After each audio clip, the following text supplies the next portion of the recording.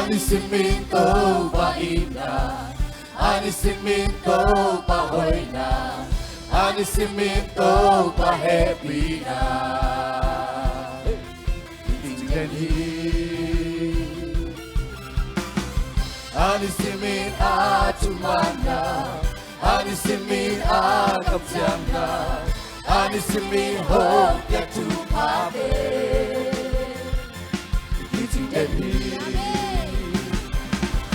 Ui bị tươi hoa tê à tai sa chê tô pa, hoa con tu nghi này có hôn ngọc con chê hi.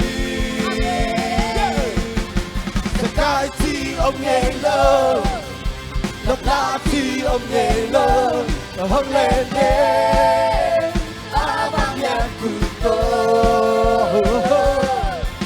Hông lưu xa ngay lâu hi, hông tai sang ngay lâu hi, hông mang nghiêng ngay lâu hi, ni xin mi.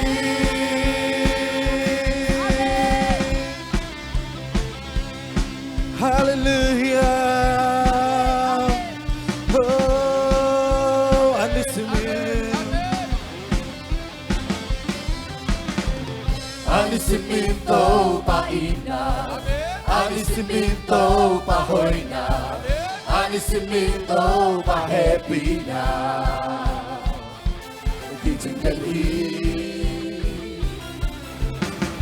Anisimin at umana, Anisimin at kamsyanga, Anisimin hong ya tumate.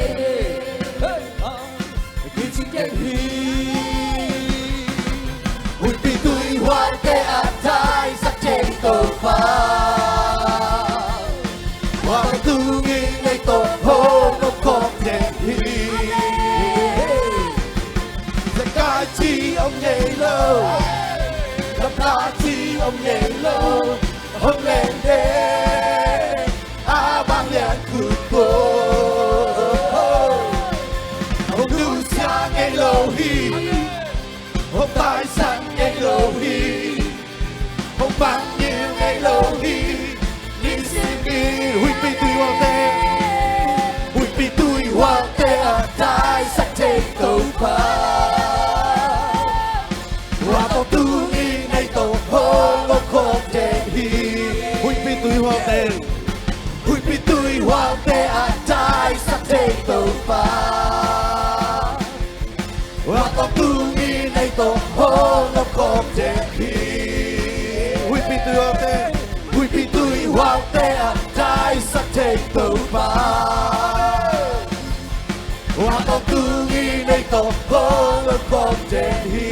Sa cai chi ông nghe lơ, sa cai chi ông nghe lơ, lặp la chi ông nghe lơ, hông lên đê a vang nhạc cử tô. Hông lưu xa ngay lâu hi, hông tai sang ngay lâu hi, hông mang nghiêng ngay lâu hi, ni si mi. Sa cai chi ông nghe lơ, cai chi ông nghe lơ, lặp la chi ông nghe lơ, hông lên đê a vang liền cử tô. Hông lưu xa ngay lâu hi, hông tai sang ngay lâu hi, hông mang nghiêng ngay lâu hi, ni si mi.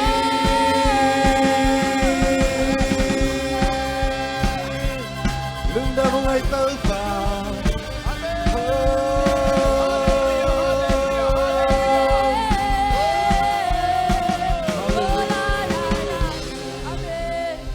Amen. Tô pa na khát về đây cái phun khát đây giờ thì mà lẽ lem sam cái xe lẽ chỉ imai bang zoom cái sắc cái sa mà nè ấy ta đi ở hồi kia gió này đến thì amen. Vậy ở hồi pasian phát khom giờ lại đấy mà. Amen. Hồi pasian.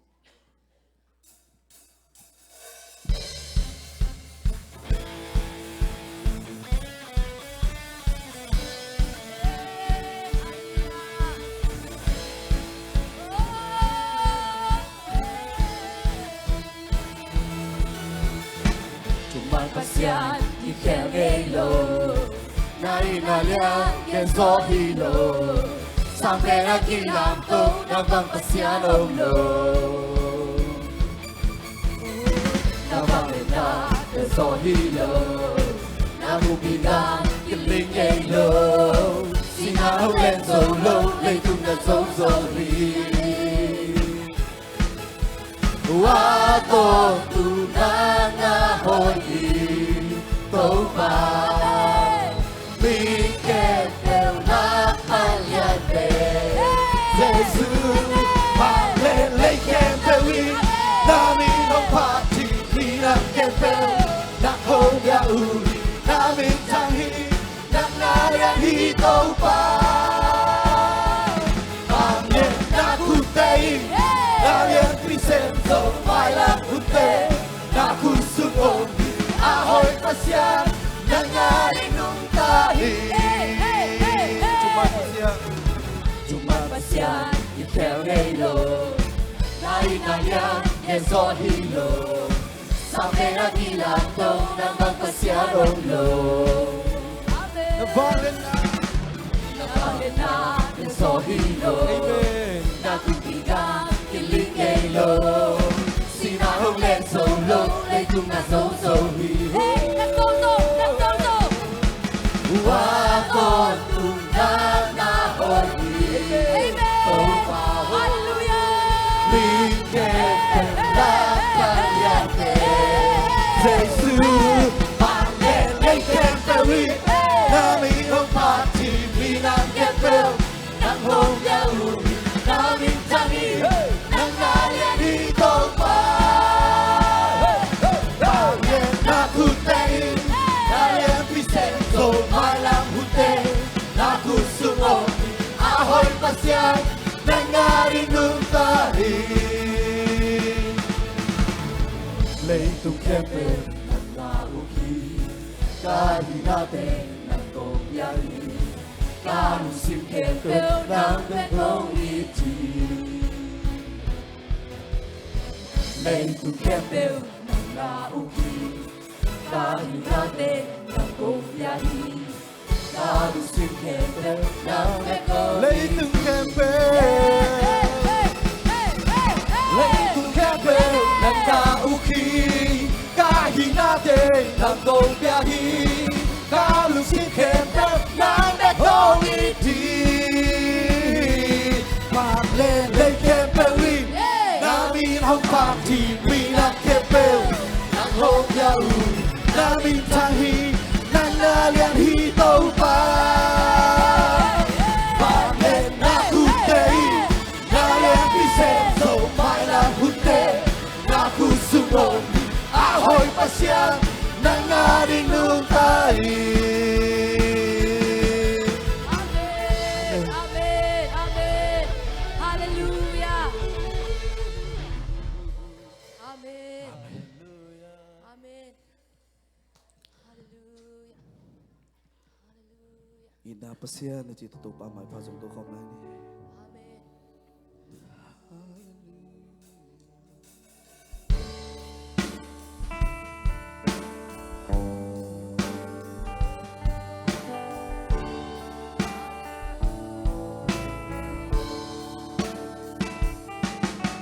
Leitung mito mel kamu loha Vang lian pakutin Ai bang hong pong jen Nau bang hong ken na te Hang bang hong huay na te Ano pinduang sem sem hallelujah Leitung pilna Bang manay loha Lumon kay bang le Min chi bang rong te Siano na lengawan Gia bang dung silo Ngao ka siyang cho Tui bang hong tim ten mo Tung sol kapi Amiazo Tung suni mwa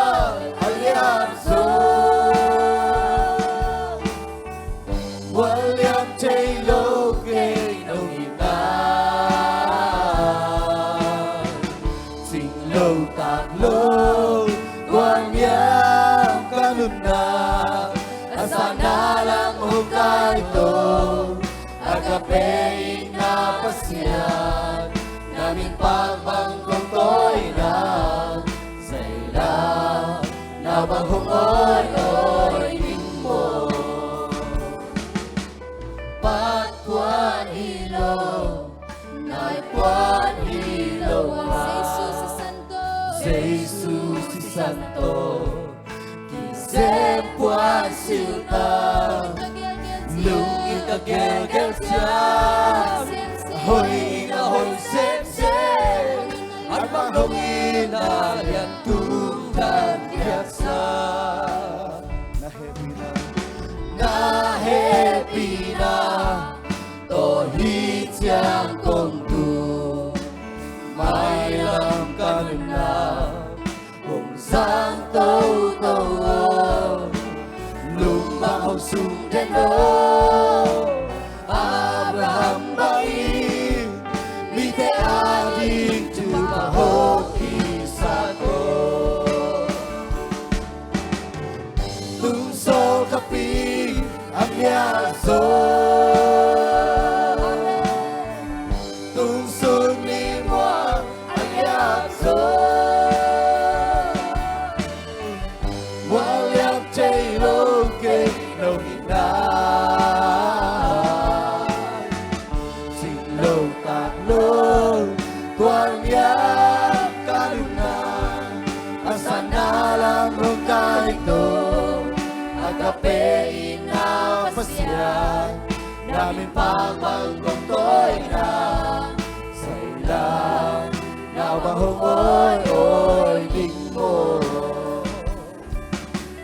Patpuan hilo Na'y puan hiloan Sa Jesus si Santo Isem puan siltang Lungit kagel-gel siyang Hoy inahoy sem-sem Ang bahongin na yan tungkang yaksa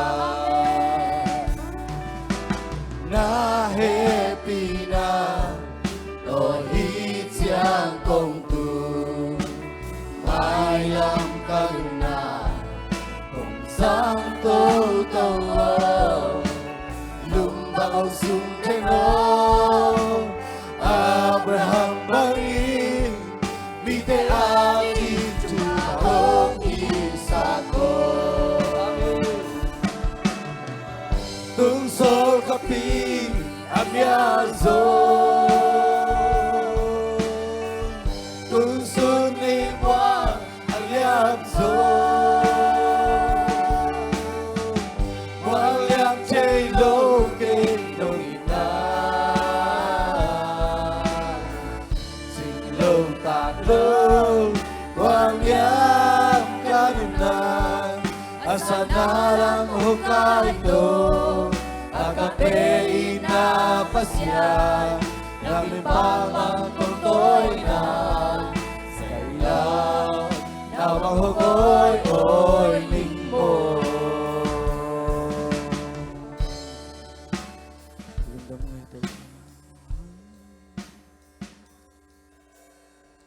Ito pa Lungdam mo chaka-chakin na nang mahoy nate Nisim ka sa mindong musak man Itong lungdam ko Amen.